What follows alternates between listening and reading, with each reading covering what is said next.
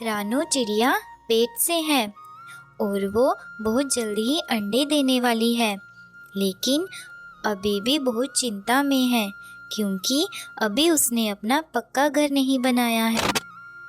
मुझे जल्दी से अपना पक्का घर बना लेना चाहिए। अपने अंडों को सुरक्षित और गर्म रखने के लिए पक्के घर की ज़रूरत है। इतना सोचकर रानो घर बनाने के लिए जंगल की तरफ चल पड़ती है।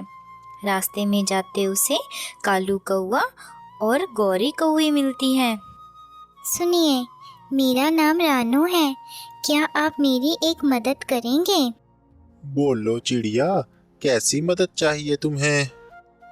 मैं पेट से हूँ और जल्दी ही अंडे देने वाली हूँ। मुझे एक सुरक्षित घोंसला बनाना है।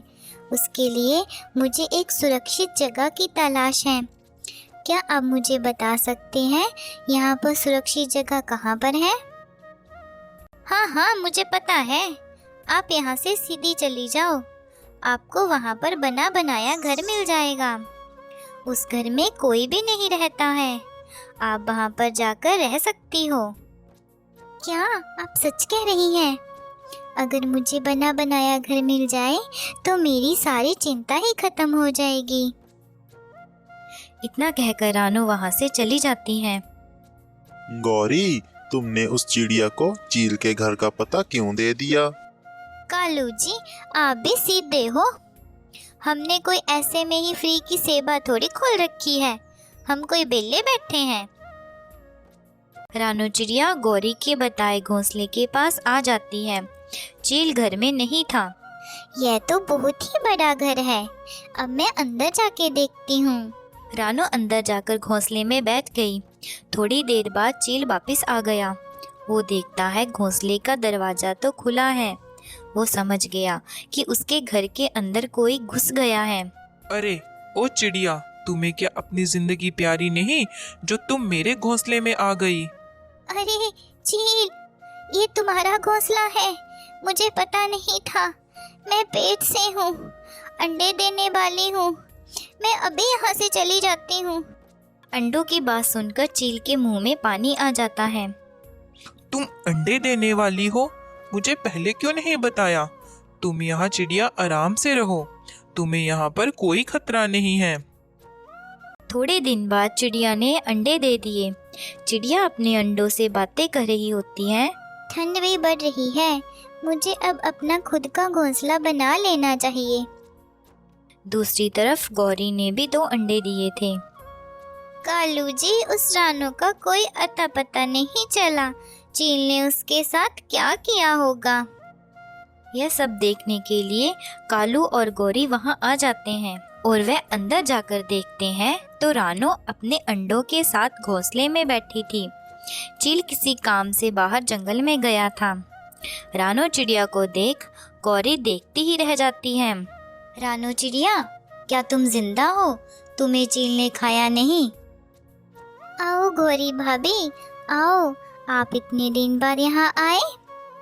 जो मैंने पूछा उसका जवाब दे चिड़िया। रानो उन्हें बताती है चील उसका अच्छा दोस्त है। चील उसके और उसके अंडों की पूरी देखभाल करता है। यह सब सुनकर गौरी बहुत हैरान होती है। सोचने लगती है, अगर चील हमारा दोस्त बन जाए तो जंगल के सारे पंछी हमसे डरेंगे और फिर मुझे खाने पीने की भी कोई कमी नहीं आएगी। गौरी टूनी चिड़िया को उसके अंडे लेकर वहाँ से निकाल देती है। गौरी भाभी, तुमने ये मेरे साथ अच्छा नहीं किया। अब मैं अपने अंडों को लेकर कहाँ जाऊंगी? बेचारी चिड़िया अब कुछ कर भी नहीं सकती थी। थोड़ी देर बाद चील घोंसले में लौट आता है। आओ चील, आओ। वो चिड़िया कहाँ पर है? आपस में बातें करते करते गौरी के अंडों से 2 बच्चे बाहर आ जाते हैं। चील, आज से तुम हमारे दोस्त हो। नन्ही चिड़िया को मैंने यहाँ से भगा दिया। चील गुस्से में गौरी और कालू की खूब धुनाई करता है क्योंकि उसने चील के सारे प्लान पर पानी फेर दिया था। चील को ना तो अंडे खाने को मिले और ना ही चिड़िया का नरम मांस। दूसरी तरफ रानो ने अच्छा सा घोंसला बनाकर पूरा कर लिया था और उसके अंडों से बच्चे भी बाहर आ गए थे। चिड़िया और उसके बच्चे हंसी खुशी अपने घर में रहते हैं। उन्ना के जंगलों में कोसों दूर चिड़ियों का घर बसा था। यहाँ के पक्षी बहुत गरीब थे, जो अपने टूटे फूटे घरों में रहते थे। सर्दियों का मौसम शुरू हो गया था, जिसके कारण कड़ाके की ठंड पड़ रही थी। बात एक रोज की होती है, जब ठंडी हवा के चलते गौरी सब्जी लेने बाजार जा रही होती है। तभी उसे टूनी आवाज देकर रोक लेती है। गौरी बहन, इतनी ठंड में बाहर कहाँ घूम रही हो? मुझे भी कोई शौक नहीं है जंगल में घूमने का। वो तो घर में सब्जियां नहीं है, इसीलिए मैं सब्जी लेने बाजार जा रही हूँ। अच्छा, तो जा ही रही हो तो मेरे लिए 2 किलो आलू और 1 किलो मटर लेती आना।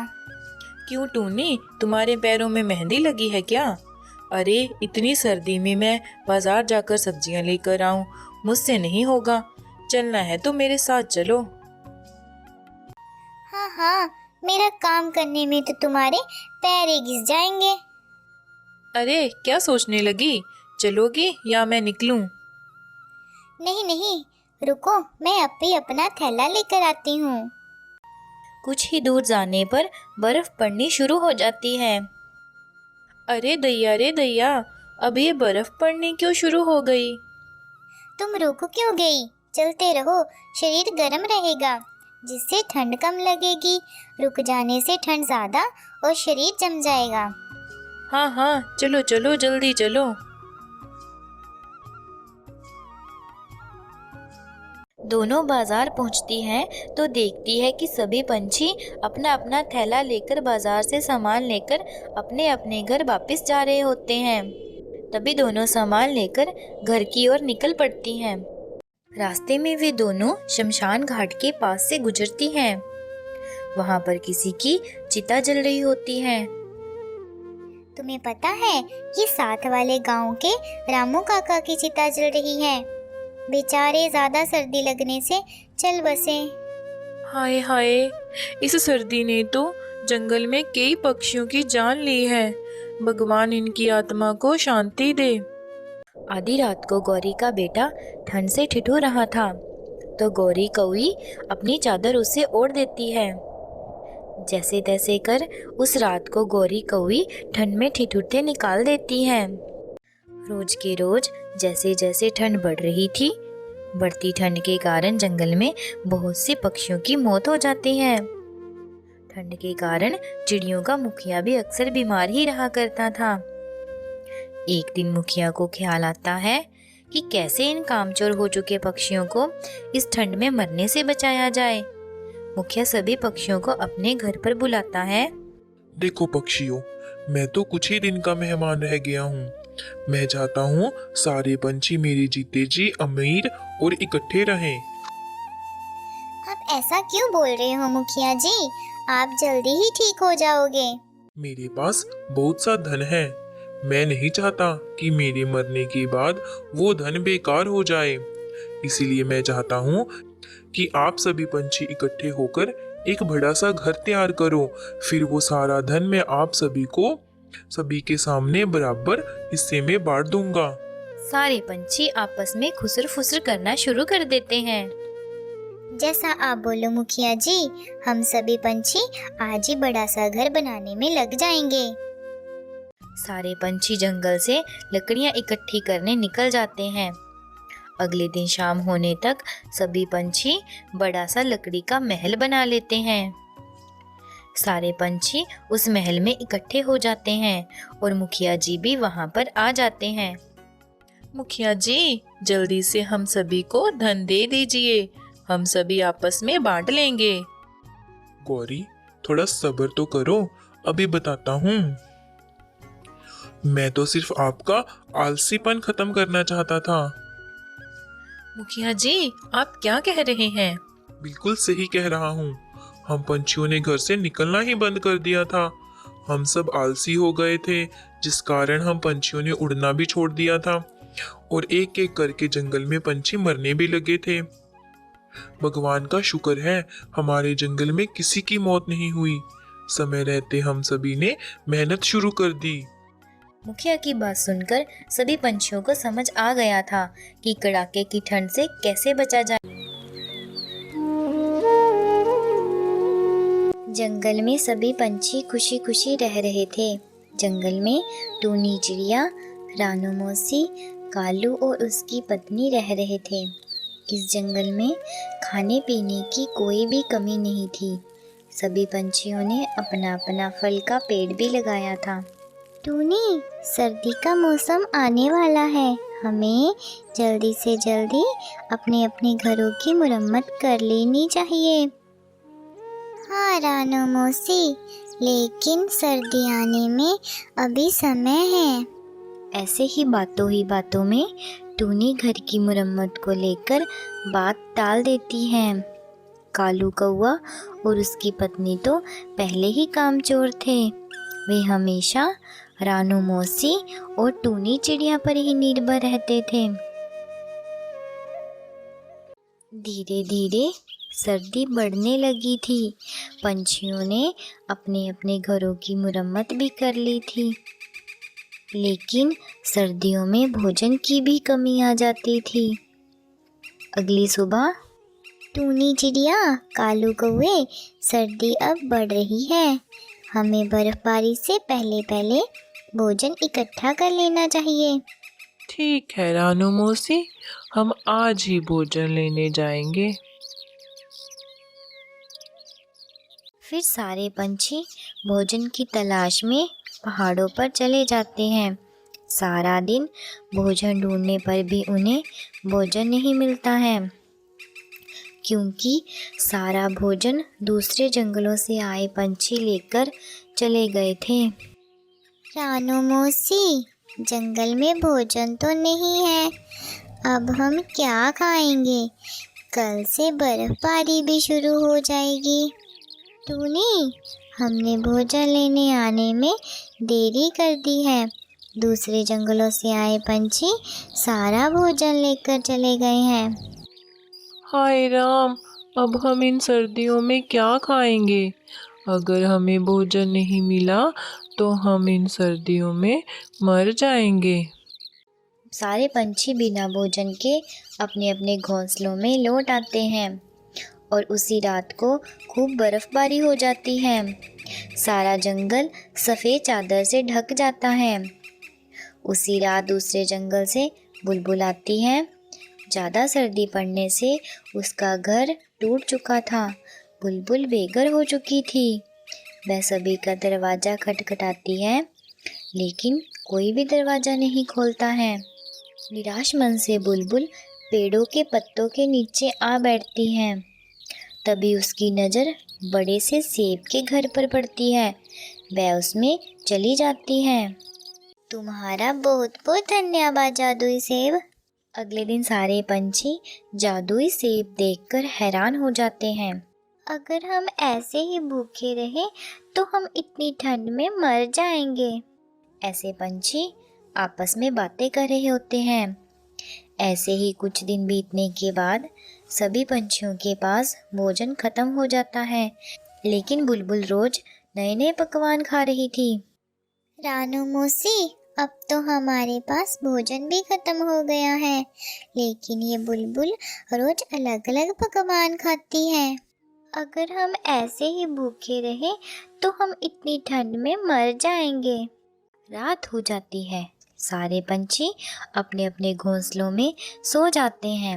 रात में बर्फबारी इतनी ज़्यादा होती है कि सभी पंछियों के घोंसले टूट जाते हैं।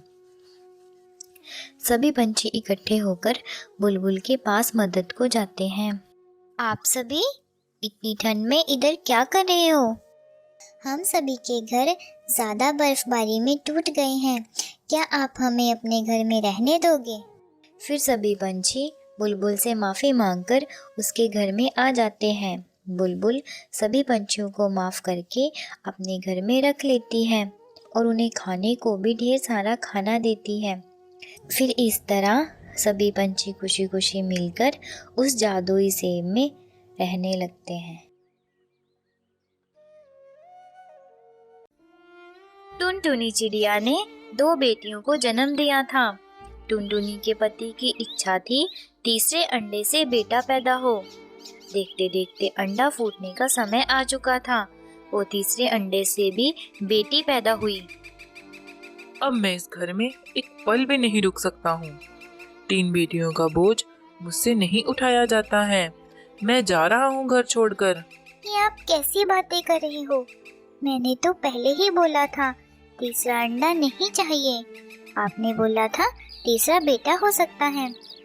जब बेटी हो गई तो आप हम सबको अकेला छोड़कर जा रहे हो। पास में खड़ी बुलबुल बोली, कालू, ये कहाँ का न्याय है? तुम ऐसे ही पत्नी और बच्चों को छोड़कर नहीं जा सकते हो। अगर इतनी ही फिक्र है बुलबुल मौसी, तो तुम ही उठा लो मेरे घर की जिम्मेवारी। इतना कहकर कालू वहाँ से चला जाता है और टुनटुनी चिड़िया रोने लगती है। अब मैं क्या करूँगी? मेरी इन 3 बेटियों की देखभाल कौन करेगा? कालू हमें अकेला छोड़कर चला गया है। तुम चिंता ना करो टुनटुनी बहन, हम सब मिलकर इन बच्चियों का पालन पोषण करेंगे। कालू चला गया तो क्या हुआ, हम सब है ना तुम्हारी मदद करने के लिए। अगली सुबह सब पंछी भोजन लेने जाते हैं तो टुनटुनी को भी अपने साथ ले जाते हैं। पंछी अब ज़रूरत से ज़्यादा भोजन इकट्ठा कर लेते हैं क्योंकि अब उन्हें भोजन का कुछ हिस्सा टुनटुनी को भी देना था। इस तरह काफ़ी समय गुजर जाता है। टुनटुनी और उसकी बेटियों की ज़िंदगी ठीक चल रही थी। दूसरी तरफ कालू कौवा अकेला सोच रहा होता है, अपने घर की कितनी अच्छी जिंदगी चल रही थी। समय पर भोजन भी मिल जाया करता था। टुनटुनी मेरा कितना ख्याल रखती थी। घर छोड़कर और जिम्मेवारी से भागकर मैंने बहुत बड़ी गलती की है। आखिरकार है तो वो मेरी ही बेटियां। मुझे घर वापस जाना चाहिए। कालू घर का दरवाजा खटखटाता है। टुनटुनी कालू को देख खुश हो जाती है। मुझे माफ कर दो टुनटुनी, मैंने तुम्हारे साथ अच्छा नहीं किया। मुझे मेरी गलती का एहसास है। आप मुझसे माफ़ी ना मांगे। मैं आपको देखकर बहुत खुश हूँ, लेकिन आपको जंगल के बाकी पंछियों से माफ़ी मांगनी होगी जिन्होंने मेरे बुरे समय में मेरा साथ दिया था, मेरी बच्चियों का पालन पोषण किया। फिर कालू कौवा टुनटुनी चिड़िया जंगल के बाकी पंछियों के पास जाते हैं। मुझे माफ कर दो बुलबुल मौसी, मैंने आपके साथ बदतमीजी से बात की थी। अगर आप मुझे माफ कर दो तो मैं अपनी पत्नी और बच्चों के साथ रह सकूं। कालू, तुम्हें अपनी गलती का पता चल गया, इतना ही काफ़ी है। हम सब पंछियों ने तुम्हें माफ़ किया। पंछियों के माफ़ करने के बाद कालू कौवा और टुनटुनी अपनी बच्चियों के साथ खुशी खुशी रहने लगती है। वहीं पास के जंगल में कालू कौवा के यहाँ बड़ा हादसा हो जाता है। उसकी बेटी खाना बनाते हुए पूरी तरह से जल जाती है। घर वाले उसे जला हुआ देखकर बड़ी परेशान थे। नीम हकीम हर जगह की दवा उसकी करा चुके थे, लेकिन कोई भी उसके चेहरे और हाथों को ठीक नहीं कर पा रहा था। तभी टूना के जंगल का एक पक्षी कालू कौवा के पास किसी काम से जाता है और जब उन्हें उनकी बेटी की परेशानी का पता चलता है, अरे कालू कौवा जी, घबराने की जरूरत नहीं है। हमारे जंगल का टूना ऐसा दवाई देता है, बस 1-2 बार ही इस्तेमाल से रोगी पूरी तरह से ठीक हो जाता है। मेरी बात मानो, अपनी बिटिया को वही दिखा आओ। सचमुच में अगर मेरी बेटी को उसकी दवाइयाँ लग गई और मेरी बेटी सही हो गई तो मैं वादा करता हूँ कि मैं उसका घर अनाज से भर दूंगा। फिर क्या सोच रहे हो? चलो जी, हम टूनी को लेकर टूना के पास जाते हैं। टूनी अपने चेहरे को हर समय दुपट्टे से ढक कर रखती थी। उसे अब बाकी लोगों से मिलने जुलने में कोई दिलचस्पी नहीं थी। जो कोई भी उसके झुलसे हुए चेहरे को देखता तो उसके मुंह से एक बार को चीख निकल ही जाती। जब टूनी को ये बात पता चलती है तो वो खुश तो होती है, लेकिन वो फिर उदास हो जाती है। माँ, मैं थक गई हूँ। कभी इस डॉक्टर के पास जाओ, कभी उस वैद्य के पास जाओ, लेकिन होता कुछ भी नहीं है। मुझे मेरे हाल पर छोड़ दो, मुझे नहीं जाना कहीं पर भी। बेटा, उस जंगल के पक्षी ने कहा है। उस जंगल के टूना के हाथ में बहुत सफाई है। उसके हाथ की दवाइयाँ पक्षियों को जल्दी ठीक कर देती है।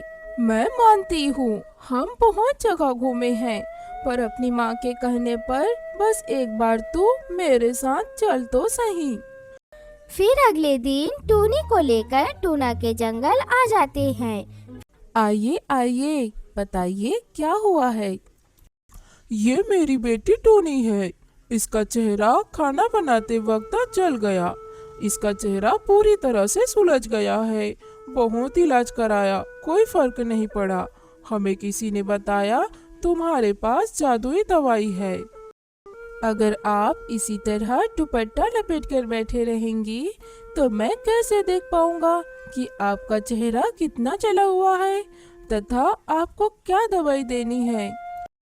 नहीं, मैं अपना दुपट्टा नहीं निकालूंगी। पिताजी ने बता दिया ना, मैं कितनी जली हूँ। जो भी मेरा चेहरा देखता है वो डर जाता है। भला ये क्या बात हुई? तुम अगर डॉक्टर को नहीं दिखाओगी तो वो फिर इलाज कैसे करेगा? टूना उसे बहुत समझाता है और आखिर टूनी अपना दुपट्टा उतार देती है।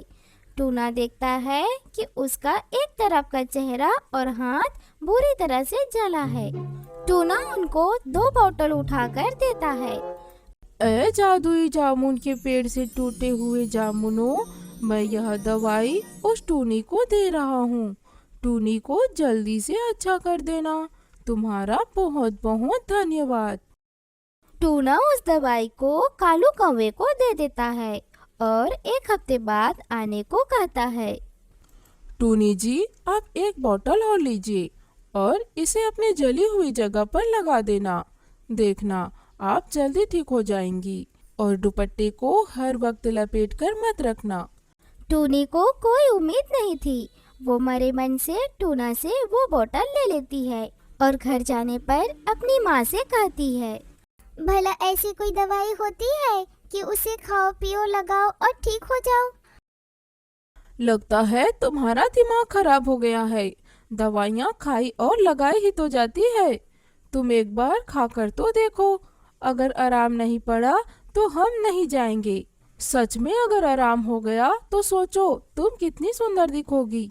बस माँ, तुम मुझे ऐसे ही ख्वाब दिखाती रहती हो और दवाइयाँ खिलाती रहती हो। गोरी कौवी बड़ी पाबंदी के साथ टूनी को रोज दवाई देती और चेहरे पर भी लगाती।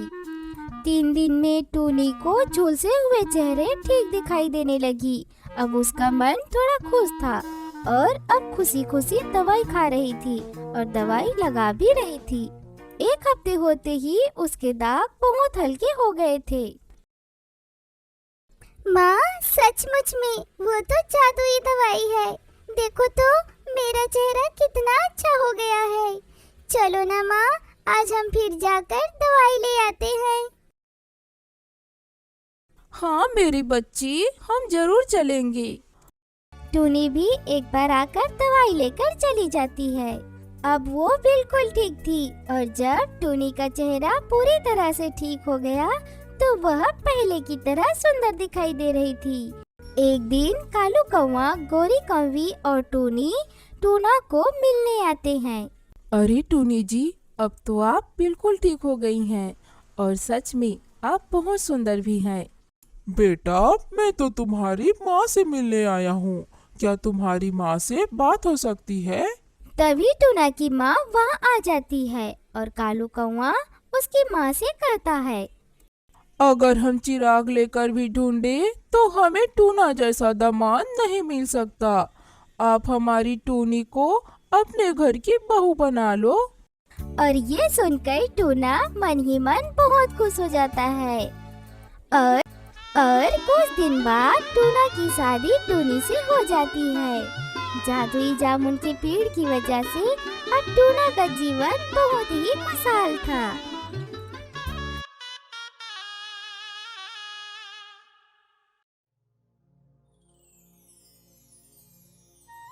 जंगल में रानो नाम की चिड़िया चूड़ियाँ बेचने का काम किया करती थी।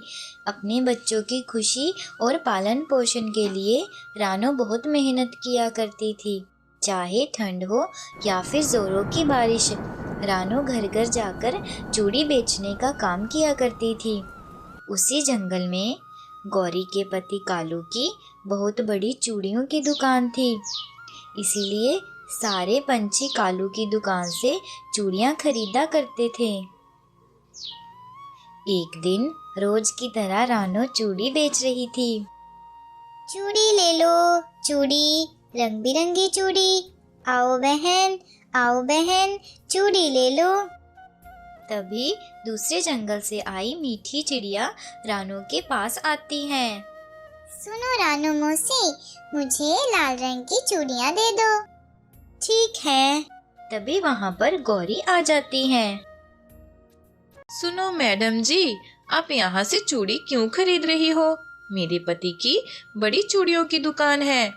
वहाँ पर आपको अलग अलग डिजाइन की चूड़ियाँ मिल जाएंगी, वो भी भारी डिस्काउंट के साथ। अच्छा, फिर तुम रहने दो चिड़िया, मैं इनकी दुकान से चूड़ी खरीद लूंगी। गौरी उस चिड़िया को अपने साथ लेकर जाती है। बेचारी रानो कुछ कर नहीं सकती थी। ऐसे ही दिन बीत रहे थे। एक दिन रानो के पास एक भी ग्राहक नहीं आया। रानो चिड़िया उदास हो जाती है। तभी उसके पास गौरी आ जाती है। गौरी रानो से बहुत बहसबाजी करती है और गुस्से से रानो की टोकरी में लात मार देती है। ये ले, अब बेच अपनी चूड़ियाँ। ऐसा कहकर गौरी कौवी वहां से चली जाती है। बेचारी रानो चिड़िया अपनी टूटी चूड़ियों को देखकर रोने लगती है। हे भगवान, ये सब क्या हो गया? अब मैं अपने बच्चों को कैसे पालूंगी? मेरे पास तो इतने पैसे भी नहीं हैं कि मैं दोबारा से चूड़ियाँ खरीद सकूं। रानो दुखी मन से घर चली जाती है। घर आकर देखती है तो बच्चे ठंड से कांप रहे होते हैं। अरे बच्चों, तुम्हें तो ठंड लग रही है, मैं तुम्हें अभी कंबल निकाल कर देती हूँ। रानो बच्चों को बड़ा सा कंबल निकाल कर दे देती है। बच्चे उस कंबल की गर्माहट में सो जाते हैं। अगली सुबह पूरा जंगल बर्फ से ढक जाता है। ठंड इतनी ज्यादा थी कि कोई भी पंछी काम पर नहीं जाता है। उसी रात दूसरे जंगल से भूखी और ठंड से कांपती चील अपना रास्ता भटक जाती है और वो सीधा कालू के घर का दरवाजा खटखटाती है। इस वक्त कौन है इतनी ठंड में जो हमारा दरवाजा खटखटा रहा है? ऐसे बोल ही रही थी गौरी, तभी चील उसके सामने आ जाती है। चील, तुम इतनी रात गए, यहाँ क्या कर रही हो? ठंड और रात ज्यादा हो गई है, इसलिए मुझे अब यहाँ रुकना होगा। पर चील, इतनी ठंड में हम कहाँ जाएंगे? मुझे भूख भी बहुत लगी है। इतना सुनते ही गौरी और कालू घर छोड़कर वहां से जंगल में आ जाते हैं और सोचने लगते हैं कि इतनी ठंड में कहाँ जाया जाए। कालू को एक रास्ता दिखाई देता है। जंगल में इस वक्त रानो मौसी ही मदद कर सकती है, लेकिन गौरी रानो के घर जाने में आनाकानी करती है। जैसी तुम्हारी मर्जी, मैं तो जा रहा हूँ रानू मौसी के यहाँ। कालू रानो मौसी के घर आ जाता है और गौरी पीछे पीछे। रानू मौसी, दरवाजा खोलो, मैं कालू। कालू, गौरी, तुम इतनी रात गए, यहाँ क्या कर रहे हो? जल्दी से अंदर आ जाओ। रानो मौसी दोनों को जल्दी से एक गरम कंबल और एक एक कप चाय देती है। फिर कालू सारी घटना रानो मौसी को सुनाता है। कोई बात नहीं कालू, ये भी आप ही का घर है।